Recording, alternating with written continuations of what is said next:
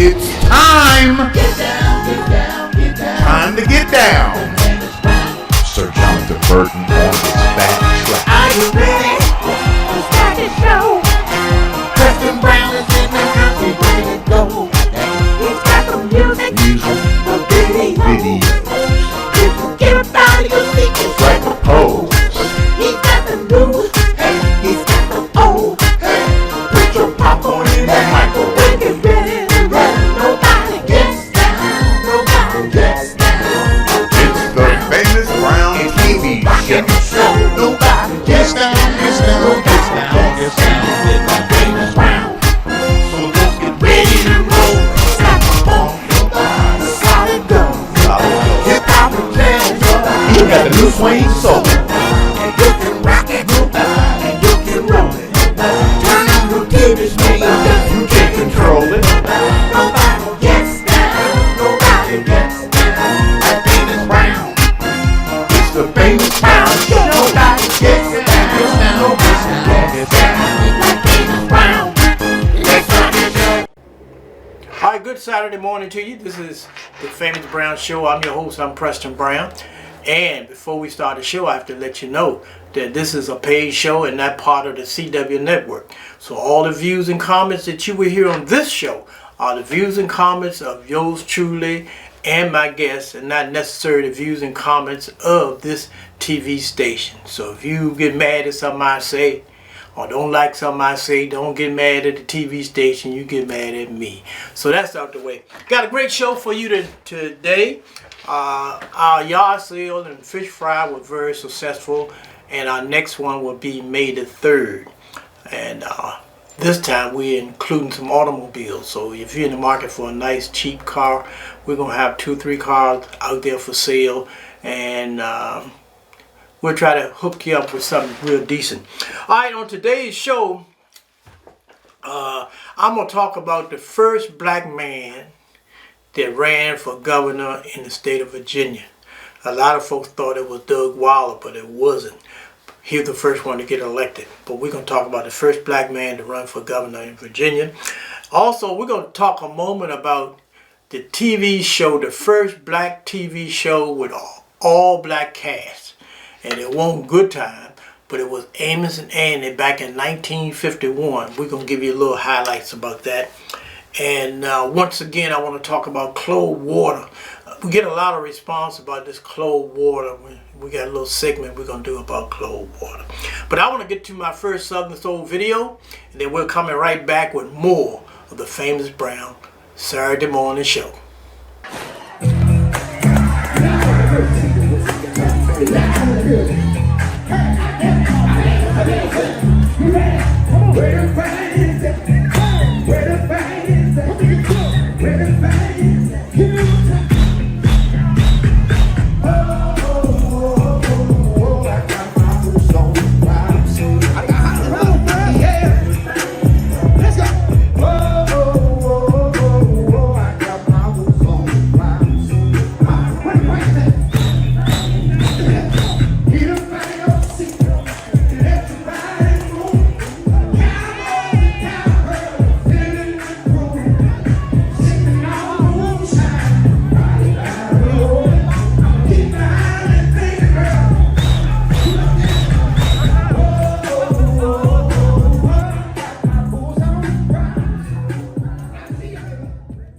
John Mitchell Jr. was a force to be reckoned with. As the editor of His Words Were Weapons Against Injustice, he used his voice fearlessly, calling out racism and corruption in a city still grappling with the ghosts of the Confederacy. Mitchell wasn't just a journalist, he was a leader. He co-founded the Mechanics Savings Bank, a beacon of hope for black Richmonders who were often denied loans by white-owned institutions. The bank represented more than just financial stability. It embodied black economic power, a radical concept in the Jim Crow South. Mitchell was a staunch advocate for civil rights. He fought tirelessly for equality, using his platform to denounce lynchings, segregation, and voter suppression. He understood that true freedom required both economic and political power, and he dedicated his life to achieving both for his community. His courage and unwavering commitment to justice made him a revered figure in Richmond and beyond. He was a thorn in the side of the white establishment, a constant reminder that the fight for equality would not be silenced. Mitchell's life was a testament to the power of black resilience. He navigated a world rife with prejudice and discrimination, yet he never wavered in his pursuit of justice. His story is a potent reminder of the struggles faced by black Americans during this tumultuous period and a testament to their unwavering spirit in the face of adversity. In 1921, John Mitchell Jr. made a bold decision. He decided to run for governor of Virginia. This was no small feat. Virginia, still deeply entrenched in Jim Crow, had never elected a black governor.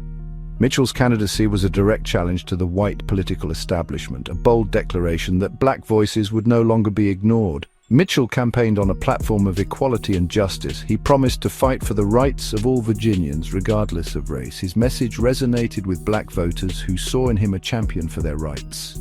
He galvanized the black community, registering thousands of new voters and holding rallies that drew massive crowds. His campaign was a testament to the growing political consciousness of black Americans in the post-Reconstruction era. White Virginians, however, viewed his candidacy with a mix of fear and disdain. The thought of a black man holding the state's highest office was anathema to them. Mitchell's campaign exposed the deep-seated racism that pervaded Virginia society. He faced threats, intimidation tactics, and relentless attacks from his opponents. Yet he refused to be silenced, his determination fueled by the belief that change was within reach.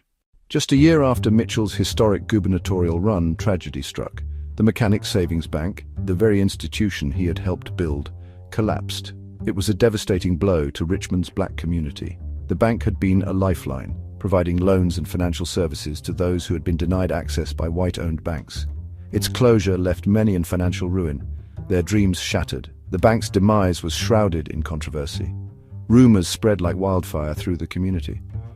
Some whispered of mismanagement, while others pointed fingers at external forces determined to destroy black economic progress. The air was thick with suspicion and distrust as the community grappled with the loss of their beloved institution. Adding fuel to the fire, crucial bank records vanished. This only deepened the mystery surrounding the bank's collapse. The missing records became a symbol of the unanswered questions and the lack of transparency surrounding the entire affair. The community was left reeling, desperate for answers and accountability. In the wake of the bank's collapse, accusations flew. John Mitchell Jr., once hailed as a hero, found himself at the center of the storm. Rumors of financial mismanagement swirled, casting a long shadow over his legacy. Some claimed that he had misappropriated funds, while others accused him of recklessness in his lending practices. Mitchell vehemently denied any wrongdoing. He argued that he had always acted in the best interests of the bank and its depositors. His supporters rallied around him, maintaining his innocence and pointing to his unwavering commitment to the black community. They argued that he was being scapegoated, a victim of the same racist system he had fought against his entire life. The accusations against Mitchell were never proven. He was eventually cleared of any criminal charges. However, the damage was done. His reputation, once untarnished, was now tarnished. The accusations left an indelible mark on his legacy, raising questions about his judgment and casting doubt on his commitment to financial prudence. Section 5. The missing records. The disappearance of the Mechanics Savings Bank records fueled rampant speculation. Some theorized that the records were destroyed in a fire, while others believed they were stolen. The most intriguing theory, however, involved a bank teller and a local church. The rumor claimed that a bank teller, who was also a deacon at a well-known Baptist church, had something to do with the missing records. This individual, a respected member of the community, became the subject of whispered conversations and sidelong glances. Was this a misguided attempt to protect Mitchell, or was there something more sinister at play? The truth, however, remained elusive. The missing records were never found, and the rumors surrounding the bank teller were never substantiated. The lack of closure only added to the mystery and fueled the belief that something was being hidden, that the full story of the Mechanics Savings Bank collapse was yet to be told. The rumor about the bank teller and the missing records sent shockwaves through the well-known Baptist church. The possibility that one of their own, a man entrusted with both spiritual and financial matters, could be involved in such a scandal was unthinkable to some, a confirmation of their suspicions to others. The church, a cornerstone of the black community, found itself caught in the crosshairs of the controversy. Some members defended the accused teller, vouching for his character and piety. Others grappled with doubt and betrayal, questioning whether they truly knew the man who stood before them each Sunday. The accusations against the teller, though unsubstantiated, cast a pall over the church. The missing records became a symbol of secrecy and distrust, eroding the trust that had bound the congregation together for generations. The church, like the community it served, was left to grapple with the fallout from the bank's collapse, its faith shaken, its future uncertain. Many believed that the collapse of the Mechanic Savings Bank was no accident. They saw it as a calculated attack on John Mitchell Jr., a way to silence his powerful voice and dismantle his influence within the black community. Mitchell's audacious gubernatorial run had ruffled feathers among the white elite. His calls for equality and his unwavering criticism of the Jim Crow system were seen as a threat to the established order. The timing of the bank's collapse, just a year after Mitchell's campaign, was too coincidental for some to ignore. They argued that powerful forces threatened by Mitchell's growing influence had orchestrated the bank's downfall as a form of political retribution. The missing records, they claimed, were evidence of a cover-up, a way to obscure the truth and protect those who had sought to destroy Mitchell and the institution he had worked so hard to build. The theory of political sabotage gained traction within the black community. It aligned with their lived experiences in a society where black progress was often met with fierce resistance.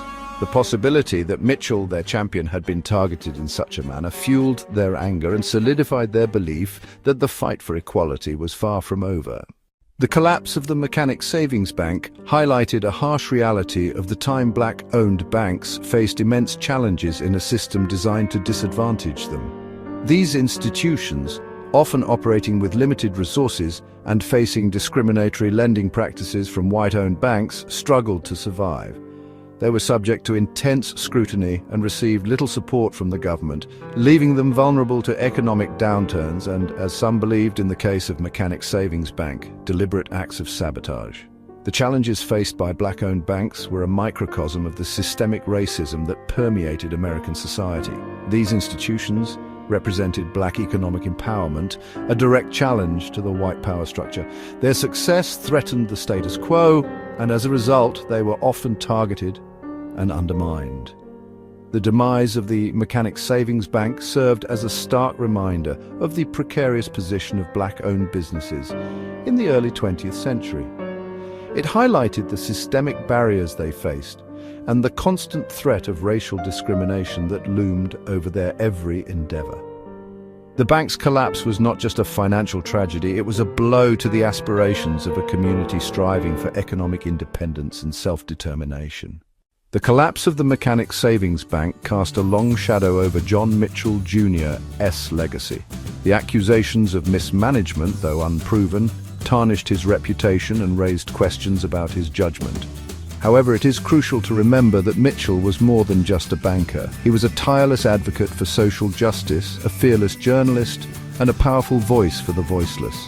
Despite the controversy surrounding the bank's demise, Mitchell's contributions to the fight for equality cannot be overstated. He dedicated his life to uplifting the black community, challenging racial injustice at every turn. His legacy, though forever linked to the tragedy of the Mechanic Savings Bank, should be remembered for his unwavering commitment to justice and his profound impact on the struggle for civil rights. The story of John Mitchell Jr. and the Mechanic Savings Bank is a complex one, filled with triumph, tragedy, and unanswered questions. It serves as a reminder of the systemic barriers faced by black Americans during the Jim Crow era and the constant threat of racial discrimination that permeated every facet of their lives.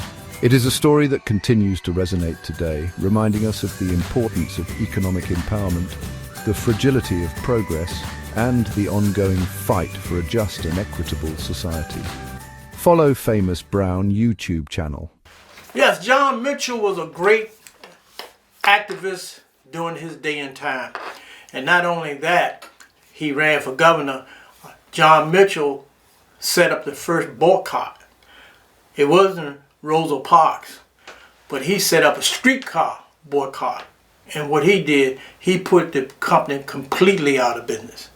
and a lot of other great things that he did back during the 20s when he was living. He also served on city council. So a lot of great history that you don't get in your schools and stuff. They leave a lot of it out. But guess what? You're going to get it right here on Famous Brown Show. So we want to salute John Mitchell and the great work that he did when he did it. And a lot of times back during that time, when you came out the ordinary and tried to stand up for your rights, they would come back and do something to you or try to put some blockage in your way to show you that you don't supposed to stand up for your own rights. And that would happen to John Mitchell. He was a brave, courageous activist, and his punishment was, we're going to break you. We're going to hit your pocketbook. And that's what they did. And even down today, you know, if you stand up and you're black, sometimes there'll be things done or things to block you from continuing because you spoke the truth and you stood up and you called it the way it really was. And all through history, especially the history of Richmond, Virginia, a lot of blacks kept quiet. They were scared to speak up. And sometimes they had gatekeepers. And that's where certain blacks were used to keep the community quiet and peaceful. And I ain't gonna call names, but I know who they are. And you know who they are too. So we're gonna leave it right there. The gatekeepers kept the blacks quiet and peaceful. Every now and then you'll get one that'll come out and stand and stand their grounds. But enough of that. We're going to continue with the best right here. And always follow my YouTube channel. You'll be surprised at the different information that you can pick up by following me on YouTube at Famous Brown. K-Sound, Empire, and MMG Entertainment present a big Southern Soul and Blues backyard party Father's Day weekend, Saturday, June 14th at Lamont's Entertainment Complex, featuring Vic Allen,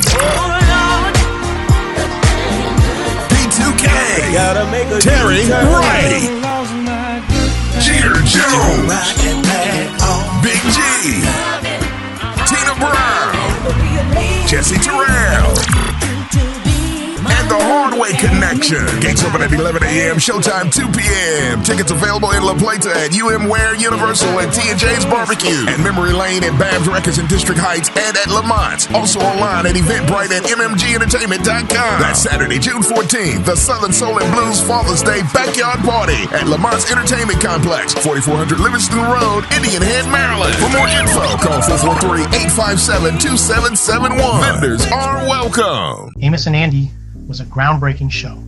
It was one of the first television programs to feature an all-black cast.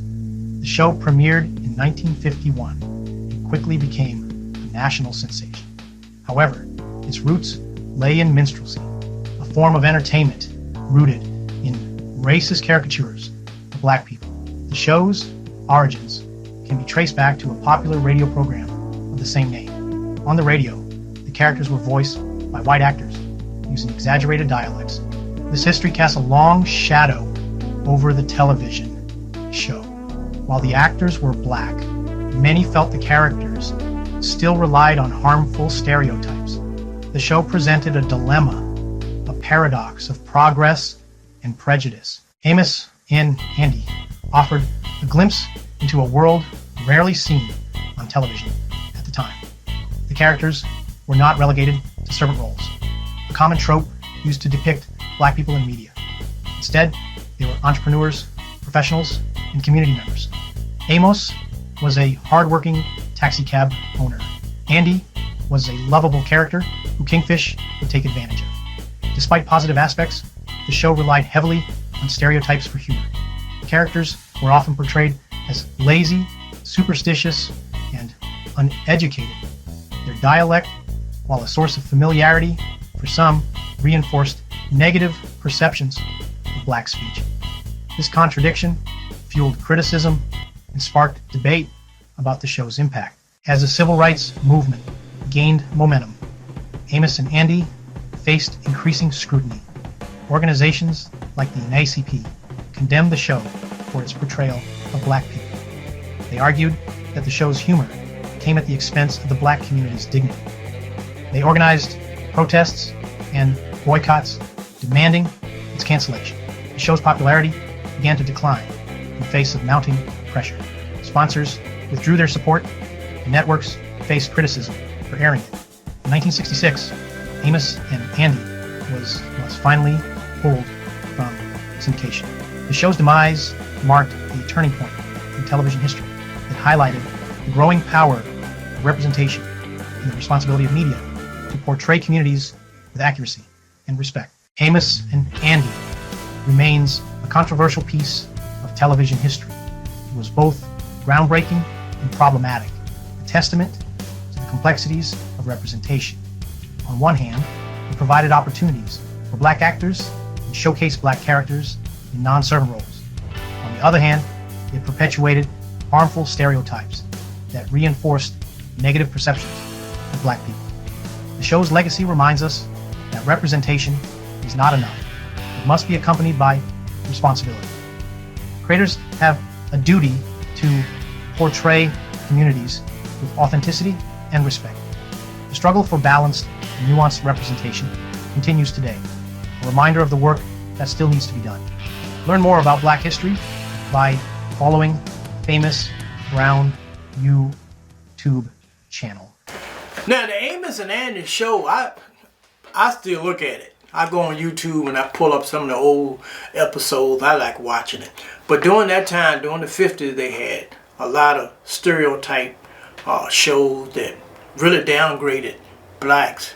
Even down to Tarzan, King of the Jungle.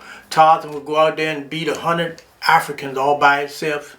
And, you know, I didn't see where Amos and Andy show was very degrading. Because you had doctors, lawyers, judges, and all different types of people. Police officers were black. Everybody was black. And the NAACP, for some reason, thought that it was degrading blacks. So they went after Amos and Andy, but they didn't go after any of the other shows. Even the shows that had the blacks and whites and blackface and really making some blacks look stupid, they didn't go after those shows. They didn't bother none of them shows. But it went after Amos and Andy. Ain't that something? That's even similar to the Richmond Casino. It was going to be built by a black developer. So everybody went against, not everybody, but a great deal of people went against the casino coming to Richmond because it was black. And then in the meantime, they built 4 other casinos in Virginia. All of them were white owned. So it wasn't nothing wrong with casinos being opened up by white folks. But Richmond Casino, they said it was going to hurt black people and we're going to prey on the black community. And black folks don't, look, if you had to depend on the black community to support a casino, they'll be bankrupt the first day. Black folks don't do a lot of gambling. They play the lottery. But if you go to the casino, which I've been to many casinos, when you go to the casino, you don't see a lot of blacks in there gambling. You see a lot of Asians, you see a lot of whites, and other Middle Eastern people, and white people. Because blacks don't have that, a lot of blacks don't have that extra money to be taking chances to gamble. So all that was just a smoke they put up to keep a black developer from opening up a casino in Richmond. Now, in Petersburg was a low-income community with a lot of blacks in there with low incomes, and everybody down there happy because a white company is putting the casino down there and everything is okay. But when it came to Richmond, oh, it's gonna hurt black people, it's gonna hurt poor people, it's gonna ruin our neighborhood, it's gonna bring crime. Really? All right, enough on that. Let's get going back to more of the Famous Brown Show. I'm Preston Brown, and you know, I get down and I tell it like it is. Hey there, health enthusiasts. Today, the Famous Brown Show talks about the amazing benefits of clove water. Trust me, this little spice packs a powerful punch. Let's start with digestive health. Cloves can help relieve indigestion, gas, and bloating. They stimulate digestive enzymes, making your gut happier. Next, anti-inflammatory and pain relief. Cloves contain eugenol, known for reducing inflammation and relieving pain, like toothaches and sore throats. Need an antioxidant boost? Cloves are loaded with antioxidants to protect your body from oxidative stress and free radical damage. Clove water also supports your immune system. Its antimicrobial and antiviral properties help fend off those pesky germs. Struggling with blood sugar control? Some studies suggest cloves can help regulate blood sugar levels, beneficial for diabetics and those with insulin resistance. For oral health, cloves' antibacterial properties can help maintain oral hygiene and fight bad breath. Breathing issues? Clove water has expectorant qualities that may ease coughs, colds, and congestion. Wondering how to make clove water? Simple. Soak 4 to 5 cloves in a glass of water overnight. Drink it first thing in the morning on an empty stomach, or boil it like tea and enjoy it before bedtime. Wait, there's more. Clove water may also offer benefits for your kidneys, liver, and heart. It supports detoxification and reduces inflammation. But remember, moderation is key. A few precautions. Too much clove or eugenol can be toxic, especially in people with liver, kidney, or heart issues. Always consult with your doctor first. So what are you waiting for? Give clove water a try and unlock its amazing health benefits.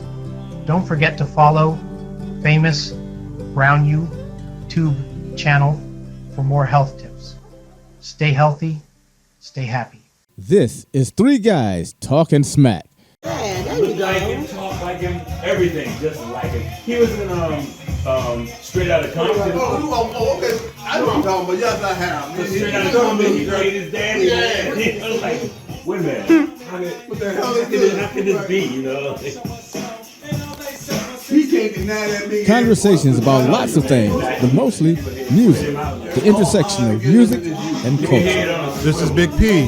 Check out Three Guys Talking Smack and Sisters Talking Smack at RVASoul.com. Thanks to Famous Brown on the Worldwide Southern Soul Network. Black Talk Radio Network.com. Okay, that's it for today's show. Hope that you enjoyed the information that I gave you. If you like the show, you can always pick it back up on YouTube, share it with your friends, and let's make this show a household name, Famous Brown. See you next week, same time.